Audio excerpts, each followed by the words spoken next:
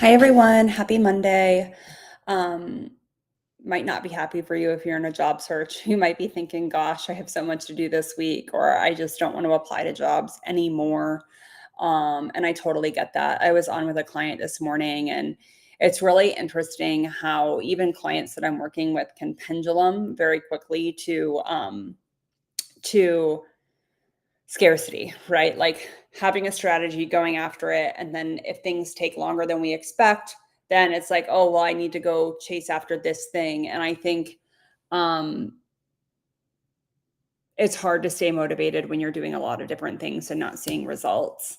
One of the key things that I wanted to talk about here, hold on one second, I just gotta make sure I'm covering exactly what you all expected to see from today,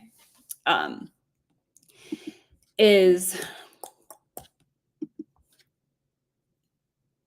hold on.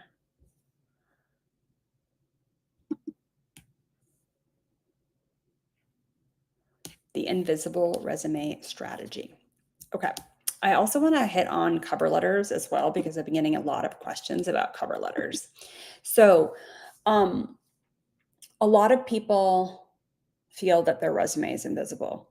They work on it, they might spend 45 minutes keyword matching and then apply to an open role and they try and do it as fast as possible, right? Like you might be your day. I remember when I was job searching, doing that strategy where I would go on vacation and I wasn't sure what jobs would be posted that I needed to apply to immediately, right? Like you're always on.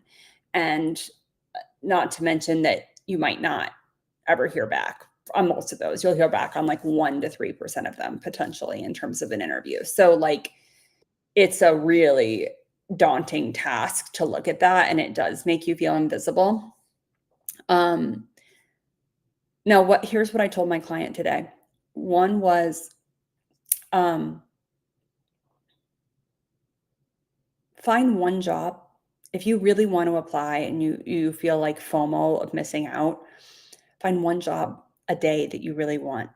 And then you need to be spending 80% of your time on that one job, um, reaching out to people, right? Finding people at the company, at least 5 to 10, because you want to have 2 to 3 conversations for that one job.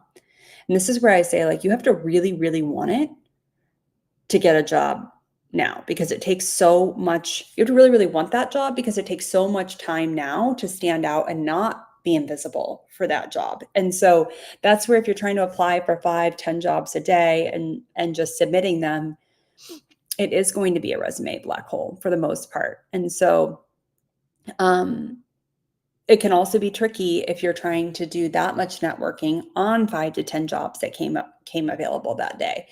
And so one is find that job that you really want and go network with people around it and apply. So the big thing is you need to apply right away. And then when I talk about the cover letter, I do want to bring in some recruiters to get their specific, like current feedback on this since the market is changing so much. But my take on cover letters is that recruiters are looking for all the check marks. So like if you were to just think about it from a recruiter perspective, let's say they have 500 applications. They look at each resume for 7 seconds on average. Um, in their first check, they're not going to be reading cover letters, is my guess, right? And I don't want to guess, so I will get some market research on this. But let's say then they have their applicants, and of the applicants, they're just again checking the box. Which one like filled out the fields and did actually spent the time to put in their jobs? Which ones have cover letters? Like which ones? So I would just be like checking the box and skimming really quickly to figure that out. Um, and then your cover letter might get read by a hiring manager, potentially. They might want to know a little bit more about you, but I think from all the experience I have in interviewing, um, hiring managers are often just getting on the phone and like just trying to figure out what the heck they need to ask you, nonetheless, like not having reviewed your resume sometimes at all. So, like the fact that they've actually read a cover letter is, I would say maybe 50-50, but I'm interested to hear. And I'd love to hear from hiring managers on this too. If anyone's listening, like, um, do you read cover letters? And I think this is going to be a personal personal choice as well. I personally also think about cover letters is that it's like the keyword matching that's happening with resumes. Like, what's a cover letter? A cover letter is like someone's chance to say like why you're the perfect fit. But like now with AI and writing, everyone's going to look like the perfect fit. People can say anything to match the job description and write an awesome cover letter. And so if you do want awesome cover letters, my recommendation is include them. Don't spend more than 10 minutes on it. And I think Beam Jobs has the best cover letters. So just go upload your resume. It's free for the first month. And then you put in the job description and it spits out a pretty awesome cover letter. So like, don't miss checking that box, but don't spend a lot of time on it is my main thing. And then you really want to be working on your target companies. So just think about this. Like if you're job searching, if you had 15 boosters at target companies, people who are willing to introduce you to the hiring manager when roles open up, if you had 15, let's just say 10 to 15 at companies that you want to work at that have jobs in the area you're looking for, what is your best guess on whether or not you'd land a role there? And I would say within a matter of 3 months, I would put it at like 80, 90%.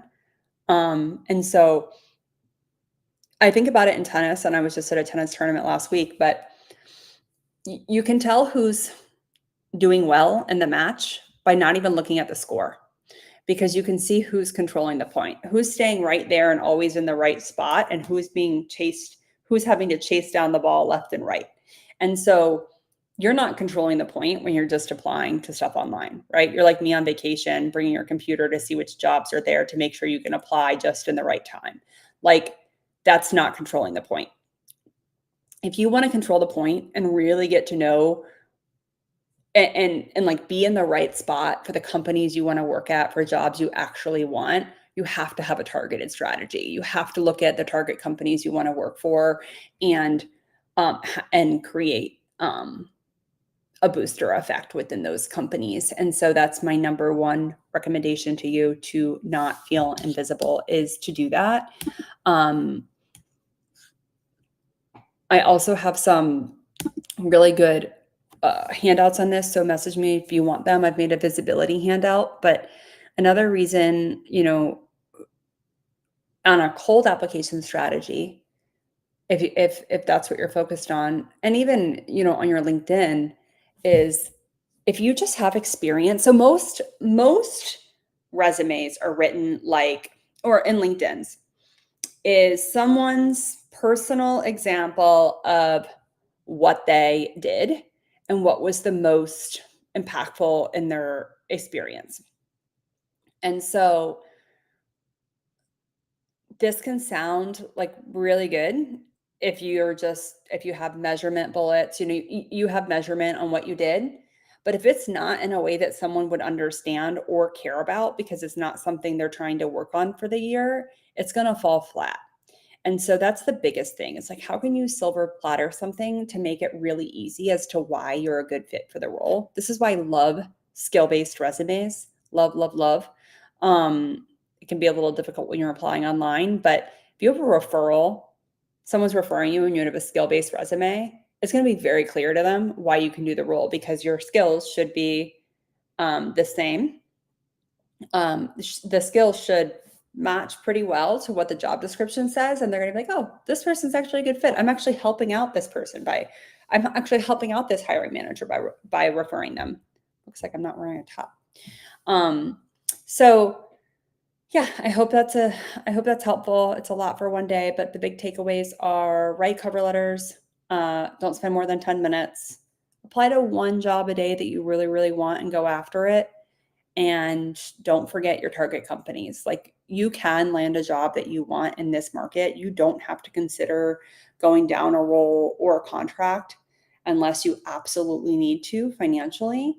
But I would just say, like, go after it so that you don't get into a position where you would have to take something like that, because then you're just going to be looking again, right? Like, you take a 6-month contract role, the whole time you're going to think, gosh, I had this dreaded job search I have to do all over again. And so, and silver platter it, make it easy for people to understand. Cool.